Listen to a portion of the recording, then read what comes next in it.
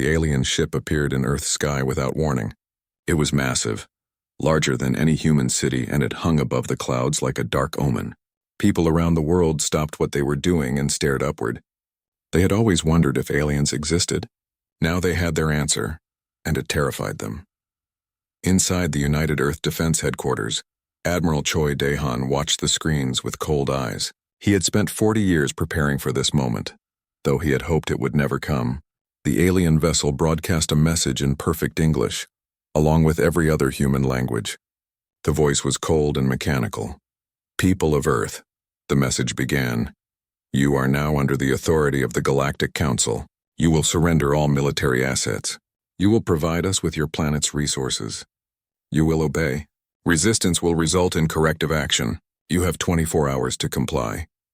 The world's leaders gathered in emergency sessions. Some wanted to negotiate.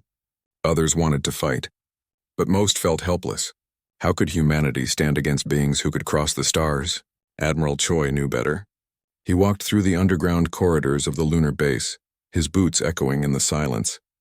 The base had been built in secret over the past 15 years. Only a handful of people knew it existed. Here, hidden beneath the gray dust of the moon, humanity had built its answer to the stars. The hangar doors opened, and there it was. The Indomitable, Earth's first battleship designed to fight among the stars. It was 3 kilometers long, covered in dark armor that absorbed light. Along its hull were weapons that could tear apart mountains.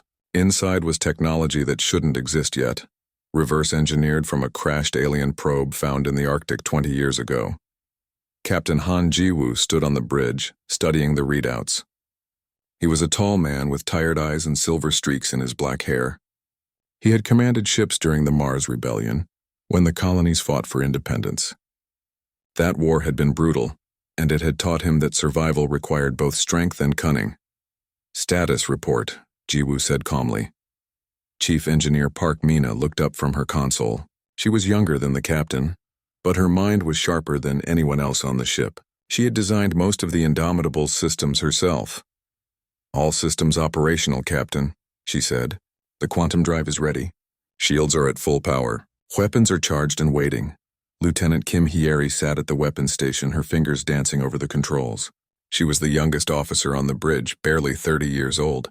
But she could target and destroy a moving object from 1,000 kilometers away without breaking a sweat. "We have multiple targets approaching Earth," Hyeri reported. 27 ships. They're positioning themselves around the planet. "It's a blockade formation," Ji-woo nodded. The aliens thought they could intimidate humanity into submission. They had done this to dozens of other species across the galaxy. But they had never faced humans before. Admiral Choi's face appeared on the main screen. "Captain Ji-woo, you have your orders. Show them what happens when they threaten Earth." "Understood, Admiral," Ji-woo replied. He turned to his crew. "Take us out." The Indomitable lifted from its hidden dock. The lunar surface opened like a mechanical flower, and the battleship rose into the darkness of space. Its engines glowed blue-white, pushing it forward with impossible speed. The alien blockade was positioned near Mars, 300 million kilometers away. The Indomitable crossed that distance in minutes. The Vortan fleet commander, Admiral Drexus, watched his sensors with confusion. A single ship was approaching his armada, just one. The humans were either incredibly brave or incredibly stupid. He opened a communication channel. "Human vessel, you will power down your weapons and surrender. This is your only warning." Ji-woo's response was simple. "No." The Indomitable's railguns fired first. These weren't ordinary weapons. They used magnetic fields to accelerate metal slugs to a fraction of light speed. When the first slug hit a Vortan destroyer, it punched straight through the shields as if they didn't exist. The ship exploded in a ball of fire that lit up the darkness. The Vortan fleet erupted into action. They fired energy beams and missiles at the human ship. The attacks hit the Indomitable's shields and simply vanished, absorbed by technology the aliens didn't understand. Park Mina had spent years perfecting those shields. They could take anything the Vortan threw at them. Hyeri targeted 3 capital ships at once. Her fingers moved with precision. The graviton cannon charged and then it fired. The weapon manipulated gravity itself, creating crushing forces that could tear apart anything. The 3 Vortan ships crumpled like paper balls, their hulls folding inward as artificial gravity crushed them. Panic spread through the alien fleet. They had never seen weapons like this. Their shields were useless. Their armor meant nothing. The human ship moved through their formation like a shark through fish, destroying everything it touched. Jiwoo stood calmly on the bridge, giving orders in a quiet voice. Target their command ship. Fire all forward batteries. The Indomitable unleashed its full arsenal. Railgun slugs, plasma torpedoes, and graviton pulses struck the Vortan flagship simultaneously. The massive alien vessel, which had conquered a dozen worlds, broke apart.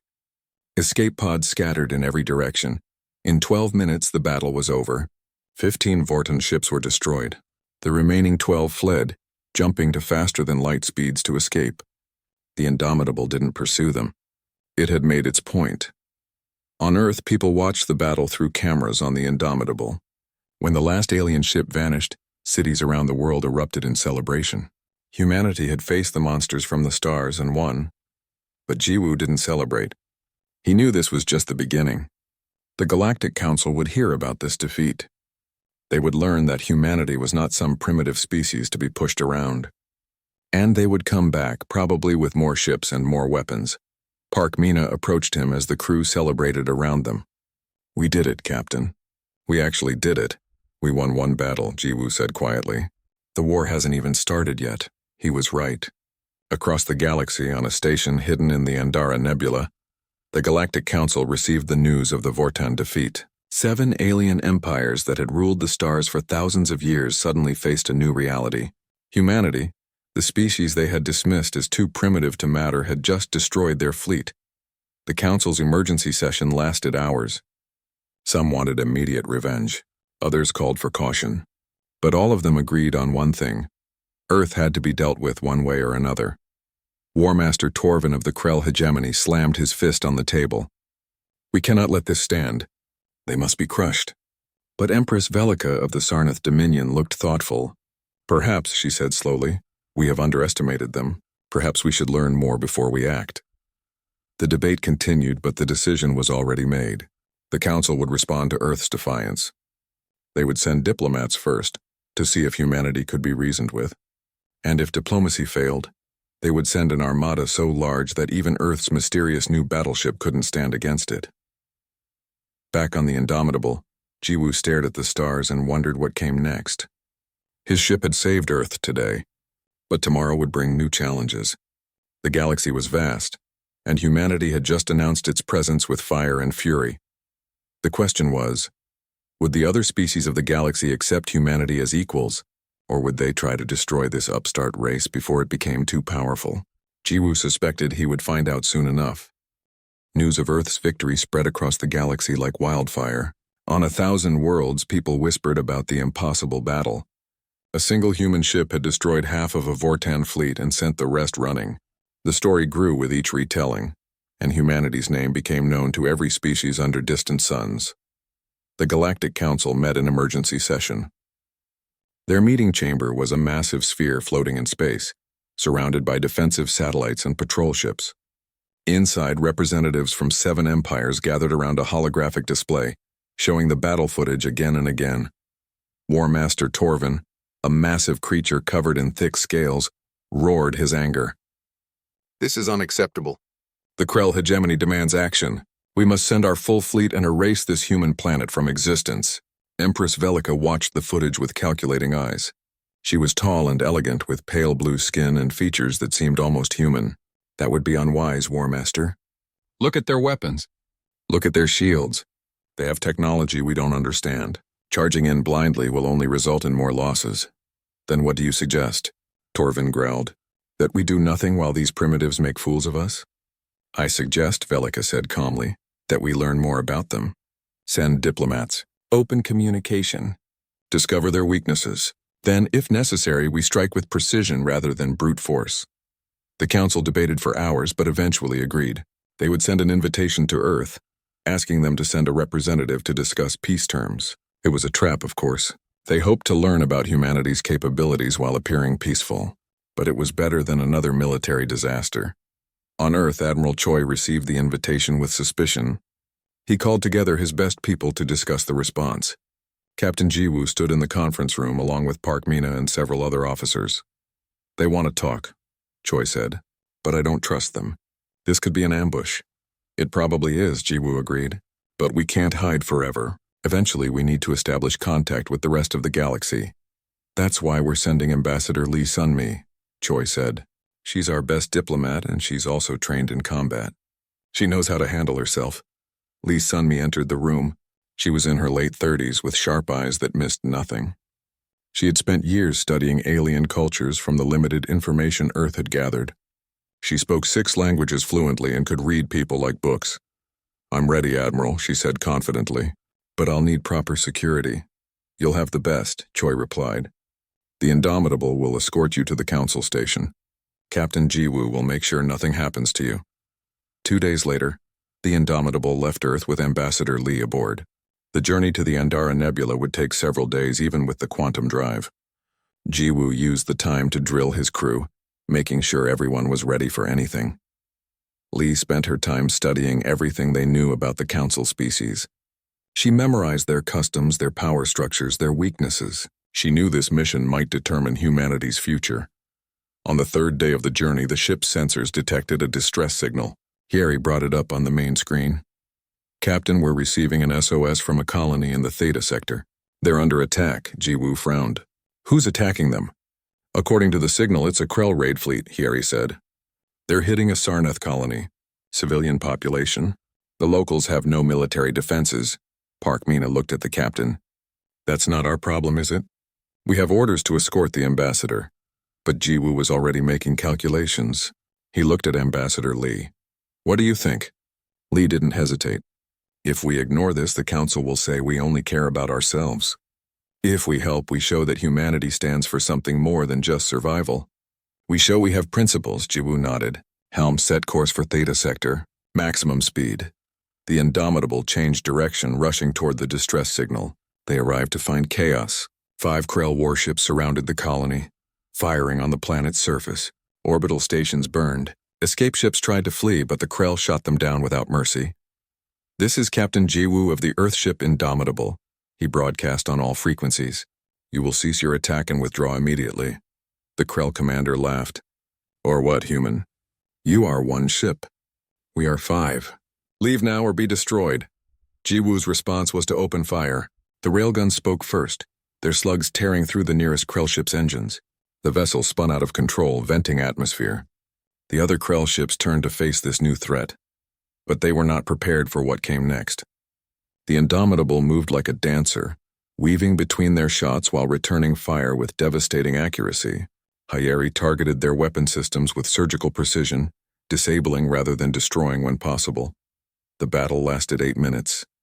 When it was over, 2 Krell ships were destroyed, and the other 3 were crippled, drifting in space with dead engines and shattered weapons. Transmit a message to those ships, Jiwoo ordered. Tell them to return to their empire and explain what happened when they attacked civilians under Earth's protection. Lee smiled. You just claimed this colony is under our protection. That's going to complicate things. Good, Jiwoo said. Let them know we won't ignore atrocities just because they're not happening to humans. The Sarnath colonists sent messages of gratitude. They had been ready to die, and suddenly, salvation had come from an unexpected source. The human ship that everyone feared had saved them. Empress Velika heard the news within hours. She sat in her throne room, processing this information. The humans had gone out of their way to save Sarnath citizens. This was unexpected. This changed things. She opened a secure channel to Ambassador Lee, who was still aboard the Indomitable. Lee's face appeared on the screen. Ambassador Lee, Velika said warmly, I wanted to thank you personally for saving my people. Your actions speak well of humanity. We did what was right, Lee replied simply. No more, no less. Perhaps, Velika said thoughtfully. We have been too hasty in our judgment of your species. I look forward to speaking with you in person when you arrive. When the Indomitable finally reached the council station, they were met with mixed reactions. Some species looked at them with fear, others with respect. The Krell delegates glared with barely concealed hatred. Lee disembarked with a small security team. Jiwoo watched her go, worried but confident. She could handle herself. The council chamber was intimidating, designed to make visitors feel small and powerless. Lee walked to the center and stood tall, refusing to be diminished. "Welcome, Ambassador," Empress Velica said from her seat. "We invited you here to discuss terms of peace." "Peace?" Lee replied. "You mean the peace where Earth surrenders its freedom and becomes your servant?" "That kind of peace?" War Master Torvin stood angrily. "You dare speak to the Council with such disrespect? Your species should be grateful we're even speaking to you instead of crushing you." Lee turned to face him directly. "Crush us? You tried that already. How did that work out for your Vorten allies?" The chamber erupted in angry voices. Lee remained calm, her voice cutting through the noise. "Here are Earth's terms," she said clearly. "You will respect our sovereignty. You will not interfere with our system. You will treat us as equals. If you can agree to that, we can have peace. If not, then we'll continue to defend ourselves against anyone who threatens us." "Impossible," Torvin roared. "The Council does not negotiate with primitives." "Then you'll keep losing ships to this primitive species," Lee replied coldly. "How many fleets are you willing to sacrifice before you realize you can't bully us?" Velica raised her hand for silence. "Ambassador Lee, you must understand. The Council has maintained order in this galaxy for thousands of years. We cannot simply allow a new species to ignore our authority." "Your authority?" Lee said, "more your tyranny?" "We've learned some interesting things about how the Council operates. How you suppress technology in lesser species to keep them dependent. How you exploit colony worlds. How you experiment on conquered populations. Park Mina had discovered those secrets in Council communications. Now Lee was using them like weapons." The chamber fell silent. Several delegates looked uncomfortable. These were secrets they had hoped humanity didn't know. "We're not asking to join your little club," Lee continued. "We're simply stating a fact. Earth is free. Earth will remain free. You can accept that and maybe we can work together. Or you can keep fighting us and keep losing. The choice is yours." She turned and walked out before anyone could respond, leaving the Council in chaos behind her. Back on the Indomitable, Jiwoo greeted her with a slight smile. "How did it go?" "About as well as expected," Lee said. "Some of them want war. Others want peace. They're divided and that works in our favor." "For now," Jiwoo said. "But eventually they'll unite against us." "Then we'd better be ready," Lee replied. As the Indomitable left the station, several Council members watched it go. War Master Torvin was already planning revenge. But Empress Velica was thinking differently. Perhaps, she thought, humanity could be an ally rather than an enemy. The galaxy held its breath. Ambassador Lee's speech at the Council station had sent shockwaves through every empire. Some species admired humanity's courage. Others feared what it meant for the established order. But everyone knew that war was coming. Director Kang Mirai sat in Earth's intelligence headquarters, surrounded by screens displaying intercepted alien communications. She was a small woman with gray hair and eyes that saw everything. For 30 years, she had run Earth's spy networks. And now those networks were paying off. "Admiral, you need to see this," she said into her communicator. Admiral Choi appeared on her screen moments later. "What have you found?" "The Council is mobilizing," Mirai said, pulling up tactical displays. 5 empires are committing their fleets to a joint assault. The Vortan want revenge. The Krell want to prove their dominance. The others are just afraid of what happens if humanity survives. Together they're assembling over 800 warships. Choi's face remained calm, but his knuckles went white as he gripped his chair. "When?" 2 weeks. Maybe 3. They're staging at different points around our system. When they're ready, they'll hit us from multiple directions at once. 2 weeks, Choi muttered. He made a decision. "Get me Captains Jiwoo and Taejin. We're going on the offensive." Captain Yoon Taejin commanded the Retribution, Earth's second battleship. Where Jiwoo was calm and measured, Taejin was aggressive and bold. He had black hair shaved close to his skull and a scar running down his left cheek from the Mars Rebellion. He believed the best defense was a strong offense, and now he would get his chance to prove it. The 2 captains met with Admiral Choi via hologram. Jiwoo appeared from the Indomitable's bridge. Taejin stood in the Retribution's command center, his ship currently hidden in the asteroid belt beyond Neptune. "We can't wait for them to bring the fight to us," Choi said. "We need to hit their staging areas before they're ready. Disrupt their coordination. Make them afraid." "Agreed," Taejin said immediately. "Give us targets and we'll turn them into debris fields." Jiwoo nodded more slowly. "It's risky, but it's our best option. If we let them assemble their full fleet, even 2 battleships won't be enough. You'll have support, Choi said. We've completed construction on 12 fighter carriers. They're not as powerful as your battleships, but Captain Bei Wu-jin is leading the first carrier group. They'll provide additional firepower. Over the next week, Earth's forces deployed in secret. The 2 battleships slipped away from Earth's system using stealth technology that Park Mina had developed. The alien empires didn't even know they were gone. Meanwhile, on the Indomitable, Dr. Nam Jisoo was studying data they had captured from Council computers during their visit to the station. She was the ship's chief medical officer, but her expertise went beyond healing. She had studied xenobiology for years, and what she found in the Council's files horrified her. Captain, you need to see this, she told Jiwoo, bringing up genetic data on the medical base screens. Jiwoo studied the information, his expression growing darker. They're experimenting on sentient species? Not just experimenting, Jisoo said quietly. They're trying to create slave races, taking conquered species and modifying their genetics to make them more obedient, more compliant. The Council has been doing this for centuries. How many species? At least 40 that I can confirm. Probably more. Jisoo looked sick. Captain, some of these species don't even remember they were once free. The Council has bred the rebellion out of them. Jiwoo felt cold anger building inside him. Copy all this data. Send it to Admiral Choi and Ambassador Lee. The galaxy needs to know what the Council really is.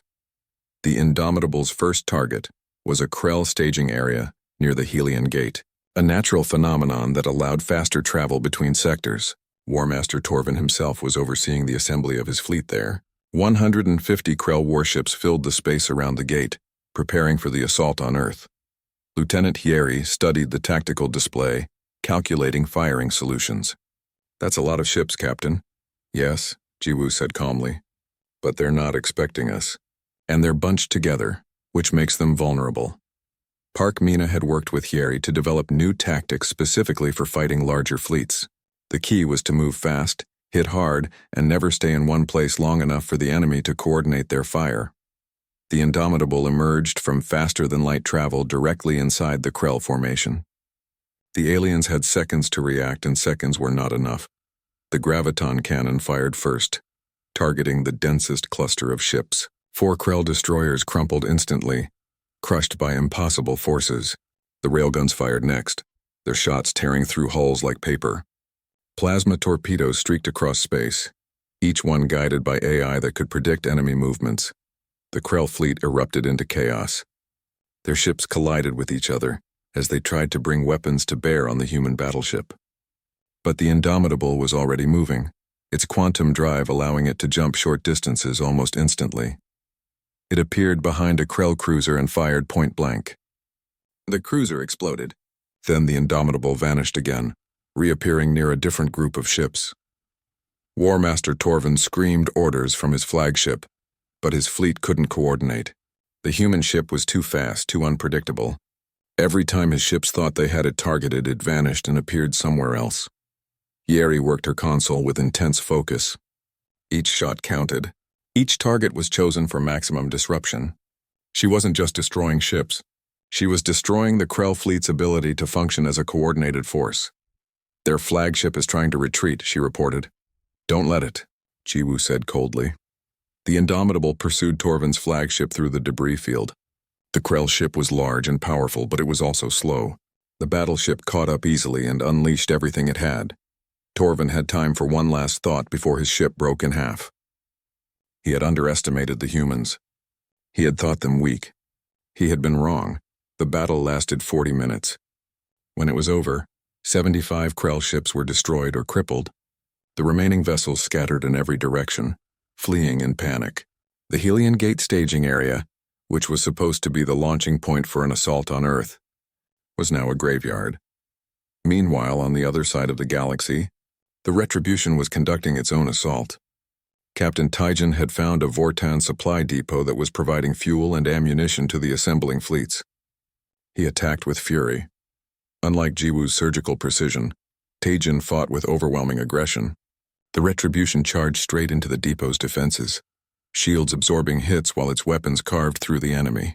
Taijin didn't dance around his targets. He went through them. All weapons, continuous fire. he ordered. Burn everything! The Vortan defenders tried to mount a resistance, but they were supply ships and freighters, not warships. The Retribution destroyed the depot in 15 minutes, leaving the Vortan assault fleet without the resources they needed to sustain a long campaign. Captain Bei Wujin's carrier group hit a third target, a staging area where 3 different alien fleets were meeting. His carriers launched hundreds of fighters, small fast ships that swarmed the enemy like angry insects. The fighters were piloted by the best Earth had, and they tore through the alien screening forces before the carriers moved in to finish the job. Over the next 10 days, Earth's forces conducted 12 raids across 3 sectors. The Council's carefully planned assault began to fall apart. Fleets that were supposed to be coordinating were now isolated and nervous. Supply lines were broken. Communication networks were disrupted. On the Council station, the alliance was cracking. The Krell had lost their war master and a quarter of their fleet. The Vortan couldn't fuel their ships.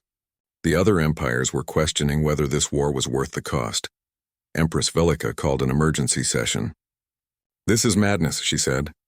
"We're losing more ships fighting humanity than we've lost in the last 100 years combined. We need to reconsider our strategy." "Reconsider?" one delegate shouted. "You mean surrender to these primitives?" "I mean stop throwing our fleets away in a war we cannot win," Velika replied sharply. But others were not ready to quit. They demanded one more push, one final assault. They would gather everything they had left and overwhelm Earth through sheer numbers. Director Mirai intercepted their plans and warned Admiral Choi. "They're coming, Admiral. Everything they have left. 400 ships all converging on Earth in 72 hours. Choi looked at the tactical display showing the approaching fleets. "Then we end this. All ships, return to Earth. It's time for the final battle." Jiwoo received the orders and set course for home. As the Indomitable jumped to faster-than-light speeds, he addressed his crew. "We've bloodied their nose. We've shown them we can fight. But now comes the real test. They're bringing everything they have left to Earth, and we need to stop them. Not for glory, not for revenge, but because if we fail, our home dies. Our families die. Everything we're fighting for ends." He looked around at the faces of his crew. Park Mina, Hyeri, Jisoo, and dozens of others who had become like family to him. "So we won't fail," he said simply. "We'll meet them at Earth and we'll show them why you don't threaten humanity's home." The crew erupted in cheers. As the ship raced toward Earth, Jiwoo stood on the bridge and prepared. The alien armada appeared at the edge of Earth's solar system like a swarm of metal locusts. 400 warships from 3 empires, all united by one goal: destroy humanity before it became too powerful. Admiral Drexus, who had survived the first battle with shame, now commanded the Vortan contingent. He was determined to redeem himself, but as the fleets moved inward toward Earth, something happened that they didn't expect. Empress Velika's Sarnath forces, which had been part of the Armada, suddenly changed course and withdrew. "What is the meaning of this?" Drexus demanded over the communication channel.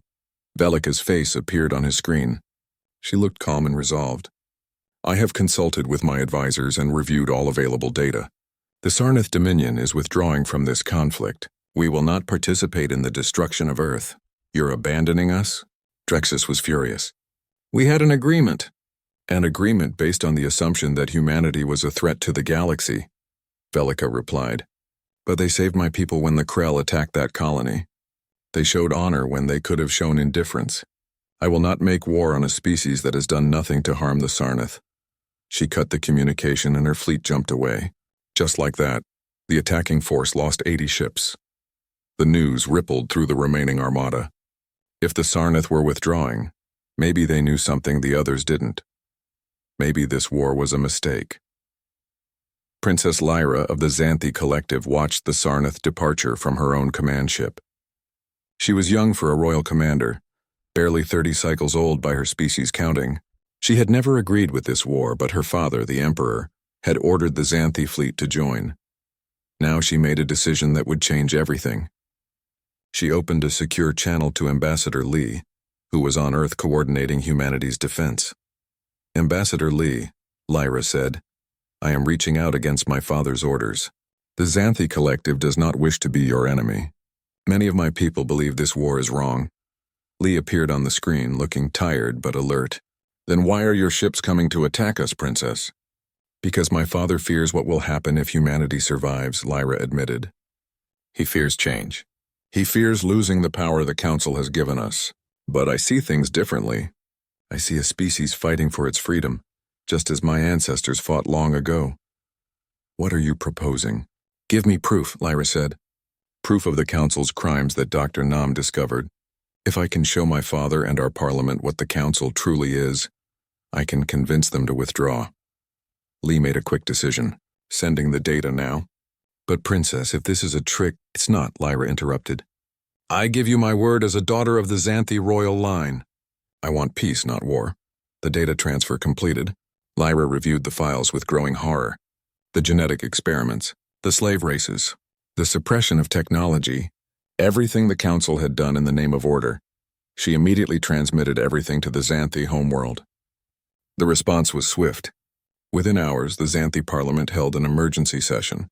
The Emperor himself was forced to watch as representatives viewed the evidence of Council atrocities. The vote was unanimous. The Xanthi Collective would withdraw from the war and demand answers from the Council about these crimes. Lyra's fleet turned away from Earth, following the Sarnath. The attacking armada had now lost 160 ships without firing a single shot. Admiral Drexus was panicking. His carefully assembled force was falling apart. The Deltari Union, seeing the Sarnath and Xanthi withdraw, also began to question their involvement. Within a day, they too announced they were leaving the coalition. Now only 2 empires remained, the Vortan and what was left of the Krell after Torvin's death. About 240 ships in total, still a massive force but nothing like what they had planned. Drexus made the call to attack anyway. Pride wouldn't let him retreat twice from the same species. The armada accelerated toward Earth, weapons charging. On Earth, Admiral Choi watched them come. All forces, defensive positions. We hold the line here. The Indomitable and Retribution took positions near Jupiter, using the planet's massive gravity well as tactical cover. Captain Bay's carrier group spread out across the system, ready to flank. And hidden among the asteroids of the Kuiper Belt were surprises that the aliens didn't know about. Park Mina had spent the last weeks working non-stop. She had developed a new weapon based on the graviton cannon technology. The Nova Lance was a focused beam that could punch through any known shielding. She had installed one on each battleship, but they were experimental. They might work perfectly, or they might overload and destroy the ships carrying them. No pressure, she muttered as she ran final diagnostics. The Vortan fleet reached Jupiter and spread out, trying to surround the human ships. Drexus had learned from his previous mistakes. He wouldn't bunch his ships together. He would use his numbers to overwhelm the enemy from all sides. But Captain Jiwoo had anticipated this. All ships execute pattern Delta. The Indomitable and Retribution suddenly accelerated, not away from the enemy but toward them, diving straight into the Vortan formation. It was a crazy move, but that was the point. The Vortan ships hesitated, confused by this suicidal charge. That hesitation cost them. The 2 battleships tore through the forward elements of the Vortan fleet like missiles. Their weapons fired continuously, never stopping, turning the space around Jupiter into a light show of explosions and energy beams. Hyeri was in her element. Her hands flew across the weapons console, targeting and firing with machine precision. She had learned to read the battle, to predict where enemies would move and shoot where they would be, not where they were. Target-rich environment, she said with grim satisfaction as another Vortan cruiser exploded. Captain Tajin on the Retribution was fighting with savage joy. His ship took more hits than the Indomitable, but he didn't care. He was where he wanted to be, in the thick of battle, proving that humanity would not go quietly into the night. More power to forward shields, he shouted. And fire everything! The Retribution lived up to its name, dealing out destruction in waves. But even with their skill and technology, 2 ships against 200 was a losing equation. The Vortan were landing hits and the battleship's shields were slowly weakening. That's when Captain Bay's carrier group struck. His carriers had circled around during the initial engagement, and now they appeared behind the Vortan fleet. Hundreds of fighters launched, swarming over the alien ships like locusts. The fighters were small and fast, hard to target. They carried powerful missiles designed to exploit weak points in larger ships. They went after engines, weapon systems, and sensor arrays. They didn't try to destroy the big ships alone, but they crippled them. making them vulnerable to the battleship's guns. Admiral Drexus realized his fleet was being torn apart. He had lost over 60 ships already, and the battle had only been going for 20 minutes. He made a desperate decision. All ships concentrate fire on the damaged human battleship. Ignore everything else. Kill that ship! He meant the Retribution, which had taken more damage than the Indomitable. Every Vortan ship that could turned its weapons on Tajin's vessel. The Retribution's shields flashed and flickered under the massive barrage. Alarms blared across the bridge. Systems were failing. Captain, we can't take much more of this, his chief engineer shouted. Tajin's response was to charge even deeper into the enemy formation. If we're going down, we're taking as many of them with us as we can. But then something unexpected happened. From the Kuiper Belt, hidden platforms activated. These were the secret weapons Park Mina had positioned there weeks ago. Automated defense satellites armed with railguns and missiles. Hundreds of them all firing at once. The Vortan fleet's rear positions were hit by a wave of fire they didn't see coming. Ships exploded. Others broke formation, trying to respond to this new threat. And in that moment of chaos, the Indomitable fired the Nova Lance for the first time. A beam of pure energy, focused by artificial gravity fields, shot across space. It was beautiful and terrible. It hit a Vortan battleship amidships and simply kept going, cutting the ship in half like a knife through butter. The beam continued through 2 more ships behind it before finally dissipating. Park Mina watched the results with relief. It works. Captain, the Nova Lance works. Fire again, Jiwoo ordered. The Retribution, seeing this new weapon in action, also activated its own Nova Lance. 2 beams of impossible energy swept across the battlefield, each one destroying multiple ships with every shot. Admiral Drexus knew it was over. He had come to destroy Earth and had instead lost his fleet. The survivors were already breaking formation, trying to escape. All ships retreat, he ordered. Jump to faster than light now. The remaining Vortan ships fled. Of the 240 ships that had attacked Earth, fewer than 80 escaped. The others were destroyed or captured. On the Indomitable's bridge, the crew erupted in cheers. They had done the impossible. Again, but Jiwoo felt no joy, only exhaustion. He looked at the debris field floating around Jupiter and thought about all the lives lost, human and alien alike. Dr. Jisoo came to the bridge and stood beside him. We survived, she said quietly. For now, Jiwoo replied, but this can't keep happening. Eventually, we need to find a better way than endless war. That evening, Admiral Drexus stood. The war was over, but the real work was just beginning. The Galactic Council, once a symbol of absolute authority, now sat in ruins. 3 of its 7 founding empires had withdrawn. 2 had been humiliated in battle. The remaining members clung to power through bureaucracy and procedure, but everyone could see the truth. The old order was dying. Ambassador Lee stood in the meeting chamber where she had once defied the council. Now she returned, but this time she was not alone. Representatives from the Sarnath Dominion, the Xanthi Collective, and the Deltari Union stood with her. Together, they represented a new alliance built on principles the council had forgotten: equality, freedom, and justice. Empress Velika spoke first. The Sarnath Dominion proposes the dissolution of the Galactic Council and the creation of a new governing body, one where all species, regardless of their military power or economic strength, have an equal voice. The remaining council members erupted in protest. A delegate from the Tarkan Republic, one of the council's smaller members, shouted above the noise. You cannot simply destroy thousands of years of tradition. The council maintains order in the galaxy. The council maintains its own power, Princess Lyra replied coolly. We have all seen the evidence of its crimes. The genetic experiments, the suppression of technology, the exploitation of weaker species. This is not order. This is tyranny. Ambassador Lee stepped forward. We propose the Galactic Assembly. Every species gets representation. Every world gets a voice.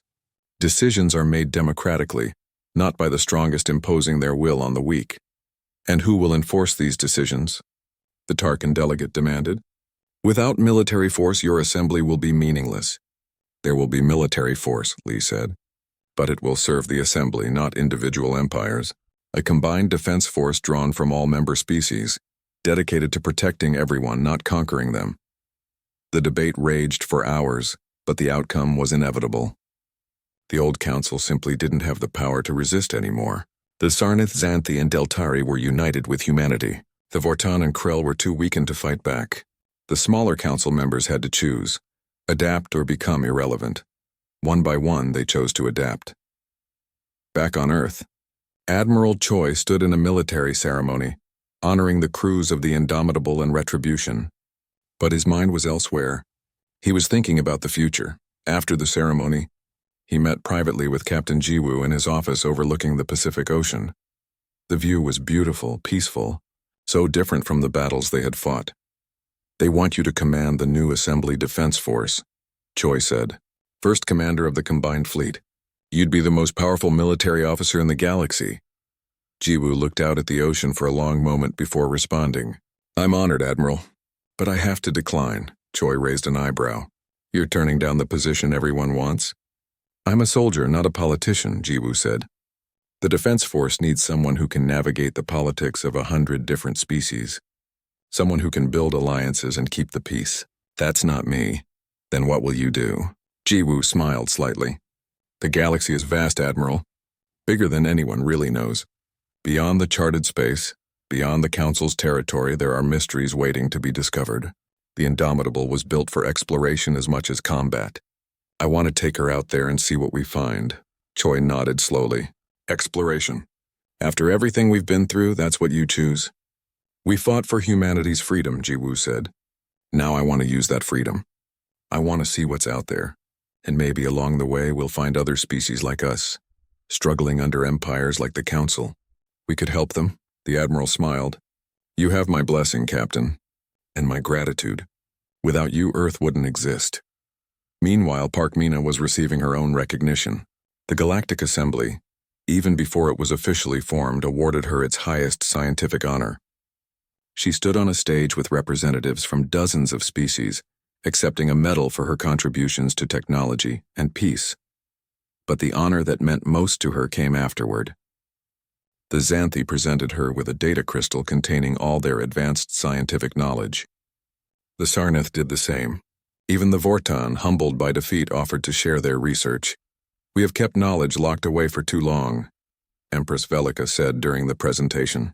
"You have shown us that sharing makes us all stronger. We hope you will continue to innovate and inspire." Park Mina held the data crystals and thought about what they represented. Humanity would no longer be stumbling in the dark, trying to reverse engineer alien technology. Now they would be true partners in galactic civilization, contributing their unique perspective and benefiting from others' wisdom. Dr. Nam Jisoo also received recognition, but her work was more personal. The Assembly established a task force to help the species that the Council had genetically modified. Some could be restored to their original state. Others had been changed so long ago that they couldn't be fully reversed. But they could be given the choice of how to live their lives. Jisoo led this effort, traveling to dozens of worlds to meet with populations that had been enslaved for generations. It was hard, heartbreaking work. Some of these people didn't want to be fixed. They had known nothing but servitude and couldn't imagine another life. But slowly, with patience and compassion, Jisoo and her team helped them remember what freedom meant. Lieutenant Hieri received an offer to lead a new training program, teaching other species' military officers the tactics humanity had developed. She accepted, becoming the youngest instructor in the Assembly's military academy. Her first class included students from 20 different species, all eager to learn from the weapons officer who had destroyed dozens of enemy ships. Captain Tejin took command of the Retribution and was assigned to patrol the border regions where pirates and outlaws operated. It was perfect for his aggressive style. Within months, pirate activity dropped dramatically as word spread that the human captain showed no mercy to those who preyed on the innocent. Captain Bei Wu-jin became the Assembly's carrier operations specialist, designing new fighter squadrons that combined the best aspects of multiple species designs. His hybrid fighters became the standard for the Assembly Defense Force. 6 months after the final battle, the Galactic Assembly officially formed. The ceremony was held on a neutral world, with representatives from over 100 species in attendance. Ambassador Lee was elected as the first Secretary General by unanimous vote. She stood before the assembled delegates and spoke about the future. We have ended one era and begun another. An era where might does not make right, where the strong protect the weak rather than exploit them, where different species work together rather than compete for dominance.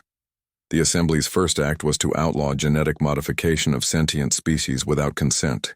The second was to establish free sharing of non-military technology. The third was to create the Assembly Defense Force, with Admiral Choi serving as its first Supreme Commander. The old council members who had ruled the galaxy for so long found themselves reduced to being equal voices among many. Some accepted this gracefully, others raged against it, but none could stop the tide of change. On the day the Assembly was officially recognized by all major powers, Captain Jiwoo stood on the bridge of the Indomitable, preparing for departure. His crew had volunteered to join him on his exploration mission. Park Mina had even left her prestigious position to serve as his chief engineer again. "Why are you coming?" he had asked her. "You could have any position in the galaxy now." "Because the most interesting discoveries are still out there," she had replied. "And because someone needs to keep this ship running when you do something crazy." Admiral Choi sent a final message as the Indomitable prepared to jump beyond charted space. "Good luck, Captain. Come back with stories to tell." "We will, Admiral, and we'll make sure any species we find out there knows that the galaxy has changed, that there's a place for them if they want it." The Indomitable engaged its quantum drive and vanished into the unknown. Behind it, Earth continued to change. The planet that had been isolated and ignored for so long was now a center of galactic activity. Alien species visited to see the world that had defied an empire. Human explorers, scientists, and diplomats spread throughout the galaxy, bringing their energy and creativity to every corner of civilized space. Ambassador Lee worked tirelessly in her role as Secretary General. The Assembly faced challenges every day. Old grudges between species didn't vanish overnight. Economic systems had to be reformed. Justice had to be established fairly across wildly different cultures. It was exhausting, frustrating work, but it was also hopeful.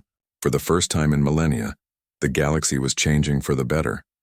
Empress Velika met privately with Lee one evening after a particularly difficult assembly session. "I wanted to thank you again," the Empress said, "for showing us a better way." "We showed each other," Lee replied. "Humanity couldn't have done this alone. We needed allies. We needed friends, Velika repeated the word thoughtfully. "Yes, that's what we've become, isn't it? Strange. How quickly enemies can become friends when they fight for the same cause." Princess Lyra also prospered in the new order. Her father, the Xanthi Emperor, was so impressed by her role in ending